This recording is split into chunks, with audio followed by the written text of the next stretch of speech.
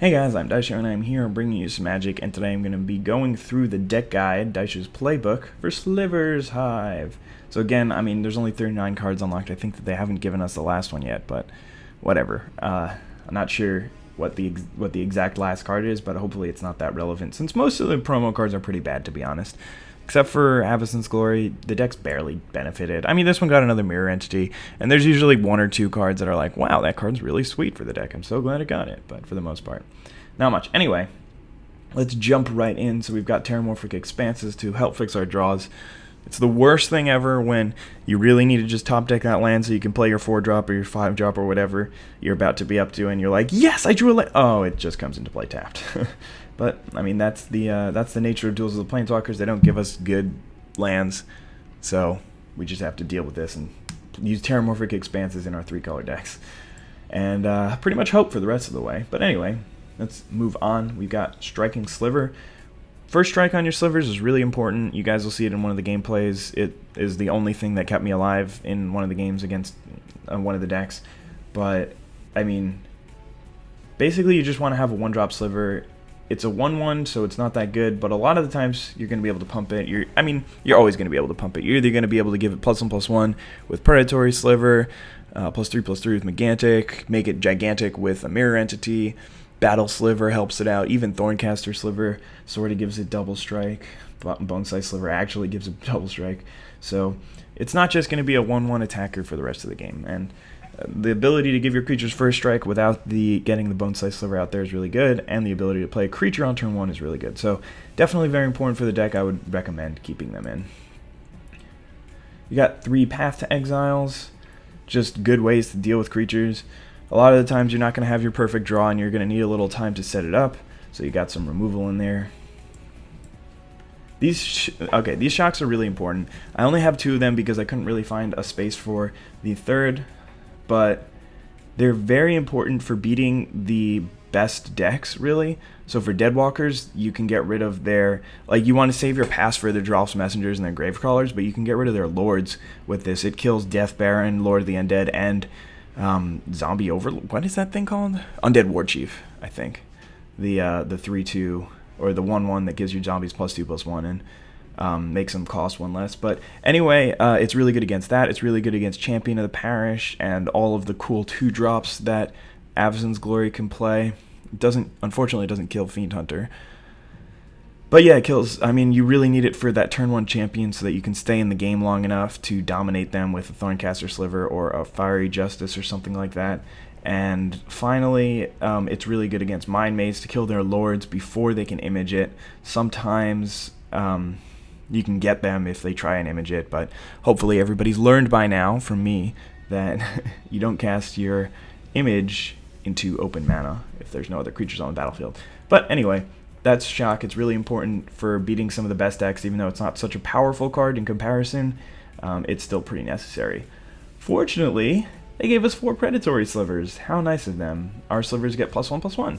So really, really good. One of the best slivers and most important ones in the deck. Unfortunately, they're only 2-drop creatures. It really sucks that they didn't give us Sentinel Sliver, which was just a common 1 and a white for slivers you control, gain Vigilance, and it's a 2/2. It would have been really sweet in this deck, and I don't know. I guess that maybe it would have been too powerful. I don't think so, though. I mean, it's a 3-color deck. No matter what you do, it's not going to be more powerful than Avacyn's Glory, which has just as much, if not more, explosive power, better removal. Well, I guess removal's not really that much better. Removal in this deck is pretty sweet. Anyway, Survival of the Fittest is just so good in this deck, because all your creatures do a ton of different things. Sometimes you need more of those things, sometimes you don't need redundancy, and sometimes in the late game you don't feel like playing a Striking Sliver and you just want to play a Bone-Size Sliver instead. And this card allows you to do that. You can discard a creature and search your library for a card and reveal it. So on the surface, it seems like card disadvantage since you're using this as a card and all it's doing is cycling your other cards. But you're going to gain so much non-card but advantage over the game that it's going to be worth it. These Rampant Growths are really just important. So you don't have that many 2-drops that you want to be playing on 2 survival. You don't need to. And other than that, it's just the Predatories. But Rampant Growth allows you to actually hit your other colors and do something on turn 2 if you don't draw Predatory.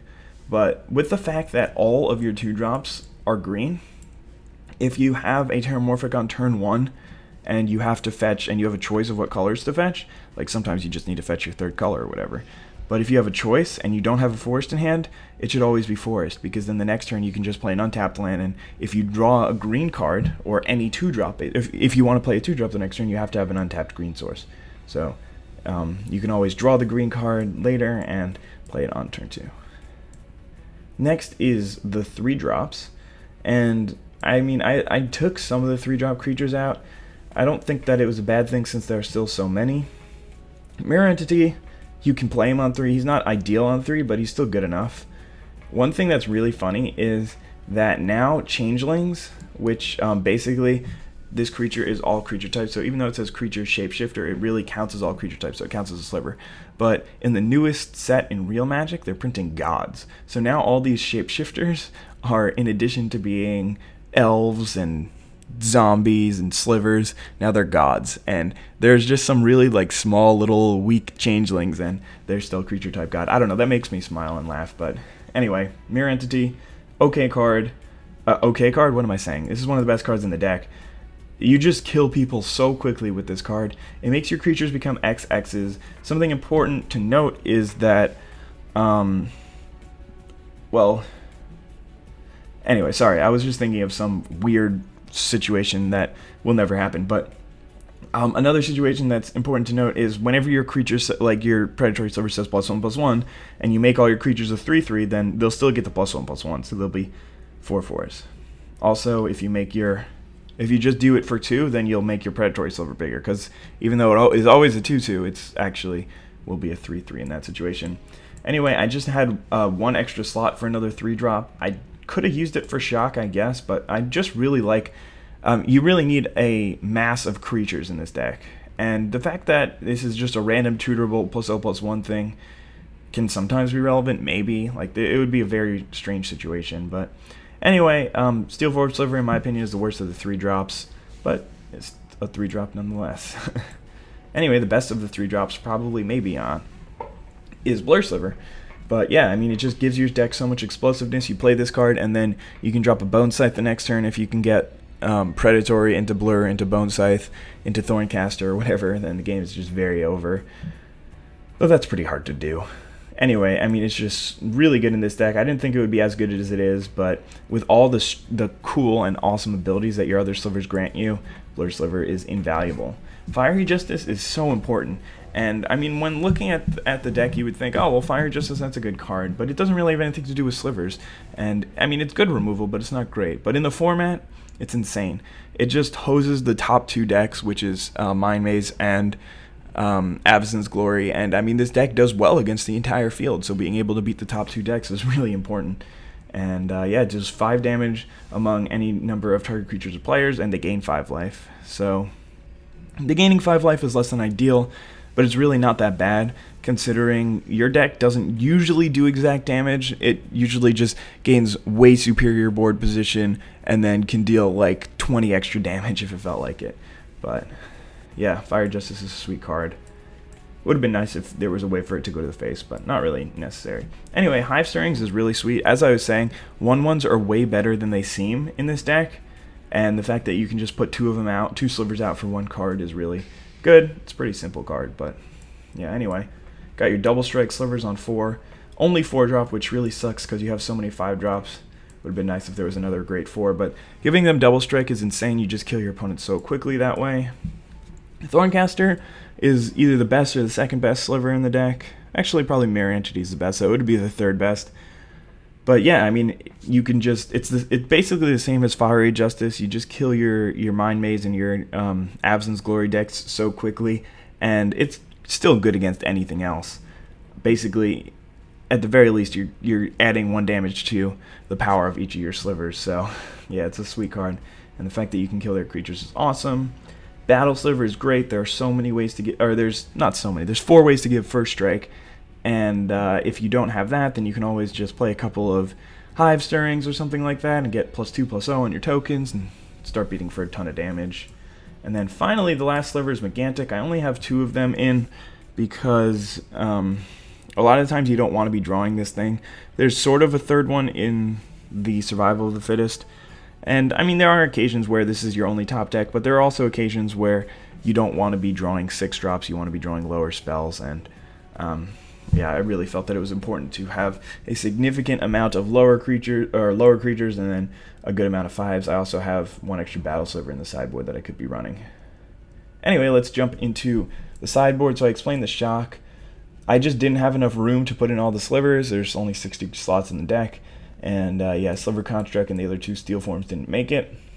And there's a lot of these like enchantments or artifacts or stuff that do weird things for your deck and aren't really necessary. So unflinching cards is one of them. Sometimes gaining life back is good, but it just sets yourself up for a 2-for-1, and you usually don't have that high power creature anyway. And if you do, then all your creatures are high power creatures, so it doesn't matter. You don't need it at all. Shared Animosity is okay, but you really need a bunch of slivers to get this going. Like it's sort of a win more, because you need a bunch of slivers for this to be good, and if you have a bunch of slivers out, you're probably going to be winning the game anyway. So it's sometimes useful, but not enough. I understand why they gave us Cultivate, because it lets you look for 2 different colors of mana, but it's too slow and you don't need it, so I don't include it. It's not that bad if you put in all the 5-drops and 6-drops, because it basically ensures that you'll get to a 5-drop, but I don't really need it. Another just bad enchantment, Indestructibility. It's really bad in this deck. Doesn't do anything. Face Fetters is good because it lets you deal with any creature, gains you back some life, gives you a buffer. I wouldn't fault anyone for putting it in their deck. I just didn't want expensive removal like this. I'd rather be playing good stuff. Armageddon doesn't go particularly well with this Sliver deck. It's just a pretty powerful card, so I wouldn't really object to somebody playing it, but I just chose to play some more removal and have more slivers in instead of playing random powerful cards. Bifurcate kind of sucks. Like, if they kill your creature in response, then I don't think you can even do anything. I don't know, it's bad. I already explained the Battle Sliver. This thing just doesn't do anything. It's not really worth explaining. I wanted to run Coat of Arms, but people were right. I mean, they're the Illusions deck, the Humans deck, the Zombies deck are the 3 best decks, and it helps them just as much as you. You have to win the game the turn you play it for it to be good, and it suffers for the same thing as Shared Animosity. If this is good, then you probably already won the game. Savage Beating, interesting, but probably not necessary. You're never going to be able to entwine it, and I don't know. Attacking twice might win you the game sometimes, but it also might not. I mean, it's not that good. Gigantic Sliver I explained. Wild Bear, I don't even know if this works. It's weird with all the pluses and pluses that your creatures get. Ground Shaker Sliver is just giant and no reason to play it. No reason to play Inferno. And then Titanic Ultimatum just costs too much mana for me to worry about it. You have to have, actually you really only have to have like 3 creatures for this to win you the game, but I don't want to be playing 7-drops that don't, well, they do affect the board right, but I don't want to be playing 7-drops, period. There's no reason for me to want this. It's not even tutorable, so I don't know. And you need red, red, green, green, green, white, white, so there is a pretty good chance that on 7 mana you still won't even be able to cast it. Anyway, that's the Sliver deck. Hope you guys enjoyed. You'll see some gameplay from me later today. But yeah, I mean, this is one of my favorite decks in the game, and it's really fun to play when it actually works. Sometimes you can't draw the right lands and stuff, but for the most part, it's one of the most fun decks in the game, at least in my opinion. Hope you guys enjoyed this video. Have a wonderful day. Bye.